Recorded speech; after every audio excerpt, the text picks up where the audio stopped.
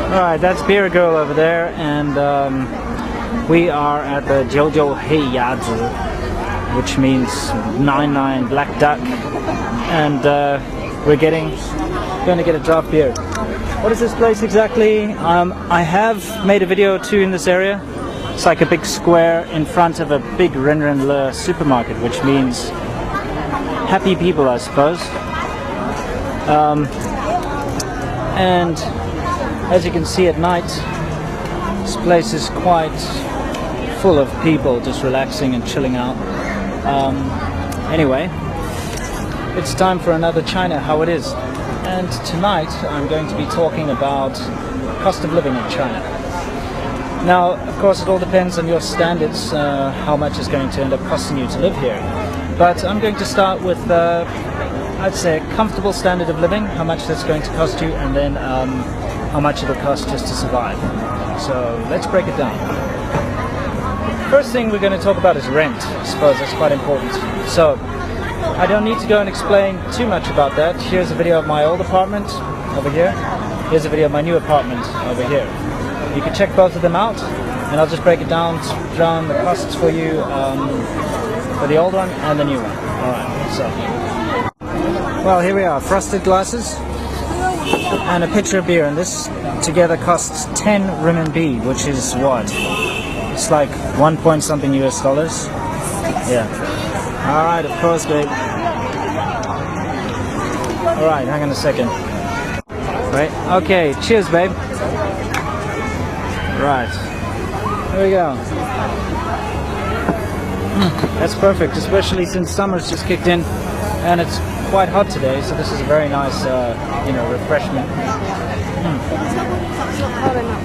Well, anyway, as you can see, that's only 10 RMB for that, so that's really cheap, right? Well, a lot of things are really cheap in China, especially food. Food is incredibly cheap here. But let me get back to rent. So, my old apartment cost me, when I first moved in, I bargained them down and got it for 3,500 RMB a month.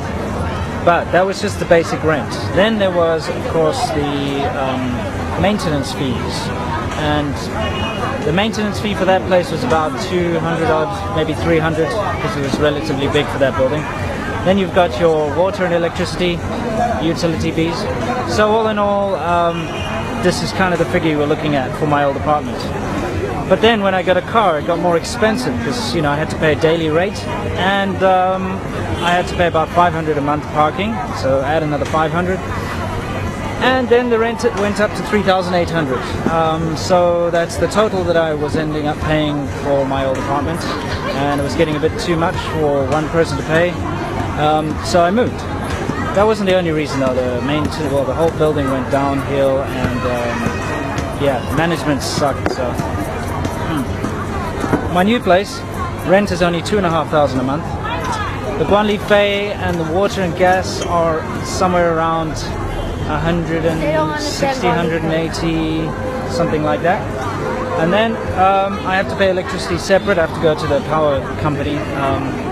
So basically, all in all, it ends up costing about this much a month, which is just a little more than half of what I was paying before. So that's rent out of the way, and that's utilities and electricity, water and all that. Now bear in mind, in summer your electricity bill goes through the roof, whereas it's normally somewhere around 200 to 300. It goes all the way up to about 700 during summer because you're using air conditioning. Okay, so that's the actual living part out of the way. Let's talk about food. How much did that cost you, babe? Six RMB for this, which is less than a US dollar. Let me try. Yeah, it should be good, right? Well, let's find out. It's good? Alright.